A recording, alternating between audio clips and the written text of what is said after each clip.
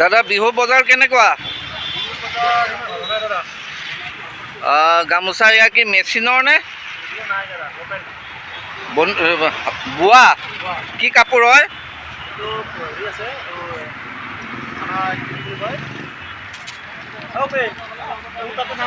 মাছৰাইজ।